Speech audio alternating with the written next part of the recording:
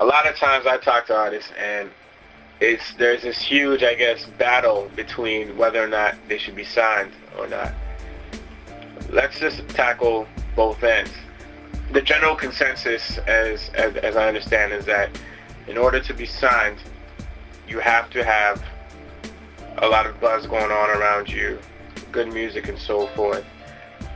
You are a person that has worked with major artists. You've been able to get deals, major label deals with some artists that you manage yourself. How can someone else that's upcoming who wants to be signed to a major go about doing that? I think it's the same approach as looking for a manager. Do the best and all that you can do on your own, and that means putting out a record by yourself. And either if you put out a mixtape and you're at every show, you're trying to push it, you're trying to sell it, and then you put out a record and then you get it in local stores, or you get distribution through a distributor or whatnot. I think it's just about doing that, doing the best that you can yourself and selling as many records by yourself. That will get the attention of labels, or be attractive to labels once you go to labels and say, hey, this is what I've done. I've sold this many units, I've done this many shows. So I mean, you got to know what you want first of all, because you can be a very successful independent artist, sell a lot of records and make a lot of money and be happy. Or you can try your luck at getting signed to a major label, getting this big record deal, and making it. And making it all depends on what making it is to you, right? Because I can name off all the top stars right now, but that's only like 1% of all the people who have a career at doing music. You know what I mean? Those people are like coming to superstar status. Like they have supermodels.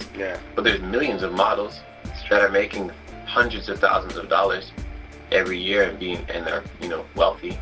So do you want to be a supermodel, or do you want to just be a model? And there's nothing wrong with either. And I think you only get to supermodel status once you have all those right things that line up.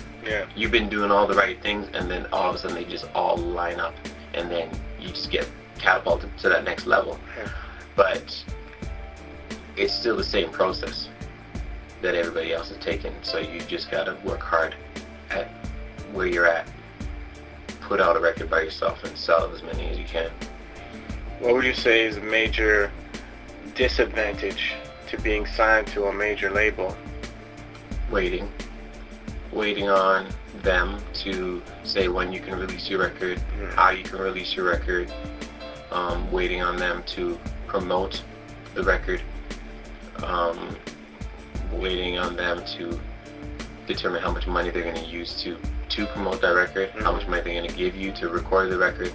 So it's always just waiting on them. If you created something on your own, then you can put it out when you want to, how you want to, promote it how you want to. And when you have that power, then you might be a lot more successful. But the reach that the major labels have is far more greater. So you have to weigh it out and say, do I want to be an overnight success? Because if you're an overnight success, then you could be an overnight failure. Sure. Right? You could be here today, gone tomorrow. There's millions of those. Or you can be someone who has longevity. And the people who have longevity are the people who started off small and did the grassroots and built their fan bases, as opposed to just becoming a great buzz and then gone tomorrow. The Motown way was to tour and to start off small and sell small. And I think Usher is a great example. If I might digress for a second. Usher puts out his first record, and the label says, this record's too old for you, and it's too mature, and you can't, we don't want to spend any more money promoting this record. So they stop promoting the record. But Usher has, he's like, damn, most people would be like, oh man, my label's not pushing the record no more, I'm done. But what he did, him and his mother, was, well, we got the record in stores, we're going to sell as many records as we can. And they start booking their own promotional tours and in stores and doing tons and tons and tons of shows. And what that did was, one, help him get better as a stage performer, and two, help him mature and grow into the image and the sound that he is trying to create. And then, you know, they sell how many ever hundreds of thousands of records, and then the label says, damn, this kid is, you know, he's doing it. And they give him more money, and he's who he is now. You know what I mean? But that was because it was a little bit of both. He still did the independent thing and promoted himself, but he had the distribution reach of the major. So if you can get the distribution, you know, and still be in control.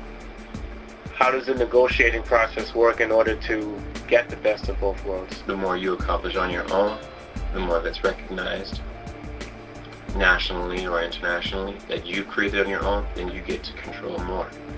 So do the best that you can independently, the hardest that you can do it, and then when the labels say, hey, we want you, then you have negotiation power, but then you're gaining obviously their clout and their reach. And we can look at Master P, Cash Money, beautiful examples. Right? They were doing their thing in the South, and then they got the national, international release, and they're huge.